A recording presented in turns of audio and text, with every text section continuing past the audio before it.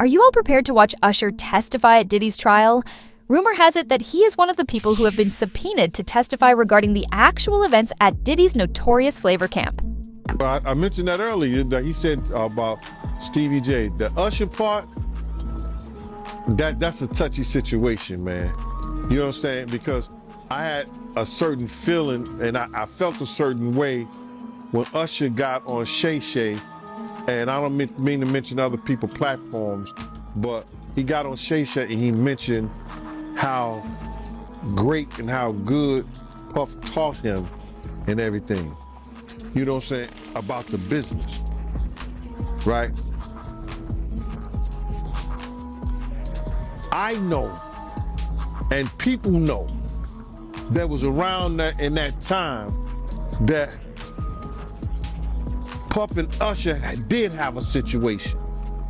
And that situation led Usher to the hospital. Remember when Usher praised Diddy on Club Shay Shay? How much Puff educated him about the music industry and how appreciative he was. But here's the thing. The truth is deeper than that, as those who were actually alive at the time know. Rumor has it that Diddy and Usher had a falling out in the past, which reportedly put Usher in the hospital. But wait, it gets even more intense. According to rumors, Kim Porter is the source of a recording that might reveal everything about this case and be shown in court.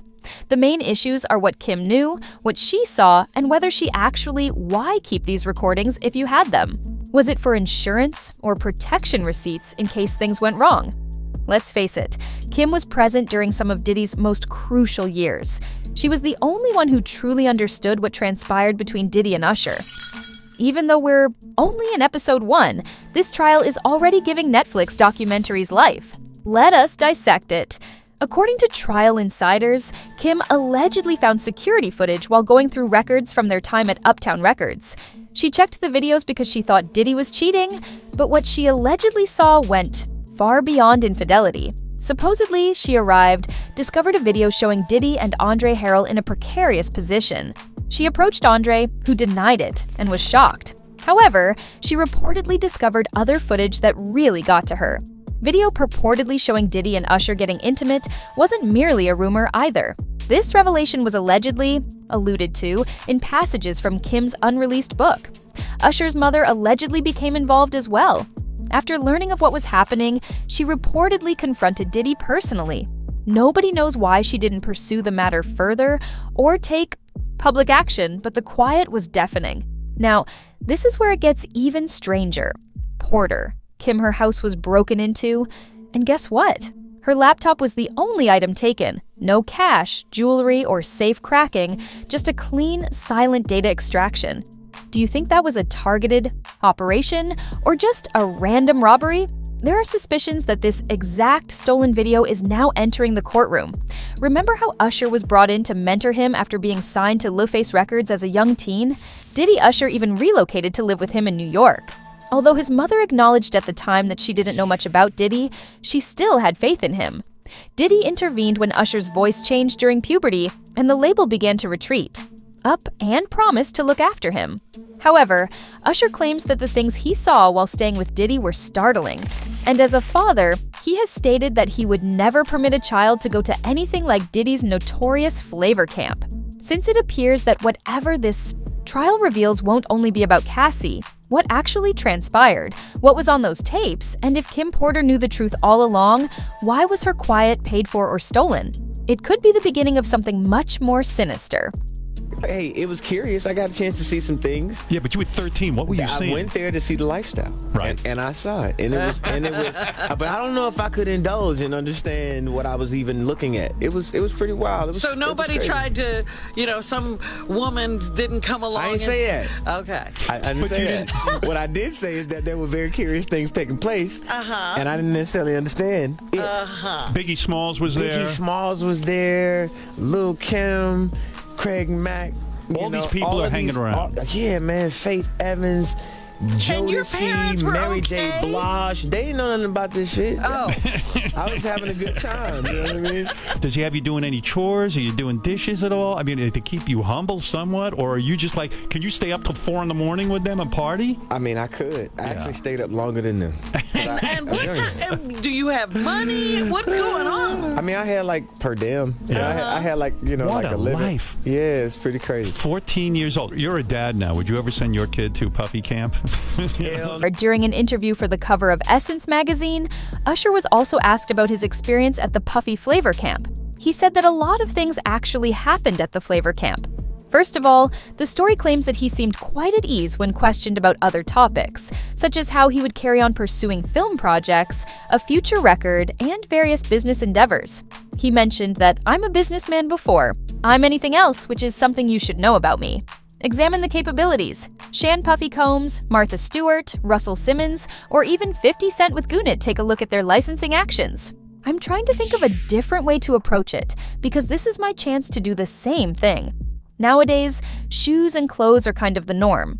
Usher reportedly felt rather uncomfortable when the reporter began to inquire about his time with Diddy and uttered the words, "I want to save some of this for my book one day. I'll put it this way. Sex was prevalent. Believe me, Usher, we completely understand it.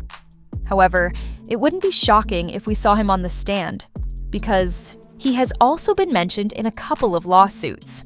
For example, Usher was brought up in Lil Rod's case against Diddy, in which Rod claimed that Diddy boasted about having a successful Vegas residency and performing at the Super Bowl. Additionally, Usher was included in Dawn Richards' shocking lawsuit against Diddy, in which she claimed that Jimmy Iovine and Usher Najo saw Diddy reportedly jump on. In her lawsuit, Cassie states, Mr. Combs met with Jimmy Iovine, the producer and then CEO of Interscope Records, on a regular basis in the weeks and months preceding the Bad Boy and Cope deal. One such instance was when Combs hosted a dinner at a restaurant in West Hollywood, California, where Miss Richard and Miss Harper were expected to attend along with celebrities like Neo and Usher. Mr. Iovine was also present, and during the dinner, Mr. Combs and Miss Ventura got into a fight in front of the guests. Mr. Combs then hissed at Miss Ventura in a shrieking murmur and struck her hard in the stomach, making her tremble with obvious agony, weeping. In addition to the lawsuit and Usher's own remarks, we also had Gene Deal express his inability to comprehend why Usher was praising Diddy, while Miss Clark took Miss Ventura out of the restaurant, but Mr. Combs stayed and kept mingling with the dinner guests. However, many people from the past are aware of exactly what happened to him. Now I let Usher explain that to y'all. I let Usher tell that story. But how dare you say a man that you gonna give him a pass? Bruh, you know Additionally, have you ever observed how Usher feels quite uneasy around Diddy, particularly after he says something highly suggestive?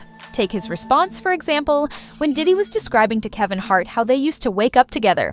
Brother right here from day one, we used to wake up and, damn, pause, but like just back in the days when he was like 10 and I was a little bit older, his older brother, we used to fight over the Frosted Flakes, you know what I'm saying, before pause was invented, you know what I'm saying, but it's my brother for real. We used to actually wrestle off of the Frosted Flakes because he used to always get them early than me. Now he's one of the richest stars. Additionally, Diddy once said that Usher was fly, and that he was eating cereal in his kitchen. So mesmerized, I don't even know what you're talking about. I was just so blown away by the stamina, the connection, being able to be connected that long with so much shit.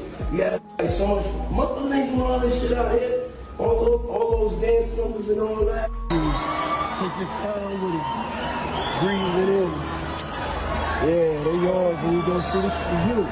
You got for nobody else with you. You take that time, boy. Fly ass motherfucker doing baby. How the fuck you in the kitchen eating all my cereal? Man, you doing babies in a pink suit. God is the greatest. Won't he do it? Won't he will? Won't he will? Won't he will? Therefore, it wouldn't be shocking if Usher was subpoenaed. I'm just curious if the defense will bring up his personal issues, Similar to how he allegedly infected other people with sexually transmitted diseases, recall that a lady named Quantasia Sharpton, Jane Doe, and John Doe once sued Usher, alleging that they had a relationship with him and that he had put their health at risk by keeping his purported herpes diagnosis a secret from them. They were requesting undisclosed damages. The unnamed woman claimed to have had at least 2 sexual encounters with Usher. Additionally, her twins were delivered after she contracted the sexually transmitted disease from him, which is a direct result of giving birth while infected. As previously mentioned, John Doe claimed that he unintentionally contracted an infection after hooking up with Usher at a Koreatown spa in Los Angeles. Furthermore, a man revealed some time ago that Usher had been having a good time, claiming that Usher was a bit too at ease in a gay bar. Following Usher's first performance, everyone was sipping champagne in his dressing area when someone suggested that they all attended The Insider, then asserted that the party visited a well-known gay bar, stating, "We weren't looking for a gay club." Since the majority of us were gay, we simply went to a spot we supposedly knew.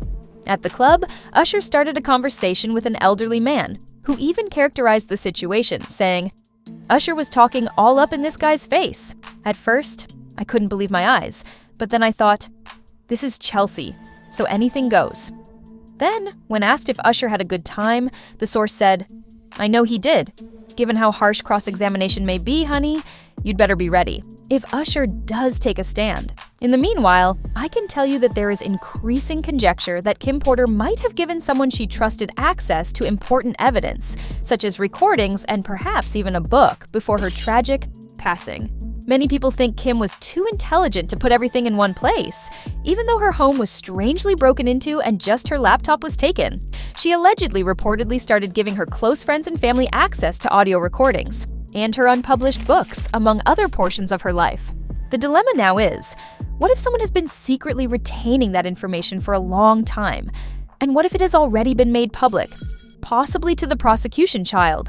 Just store it all here for any new trial information that may come up. Additionally, please share your thoughts in the comments area below regarding the possibility of Usher's recording being presented in court.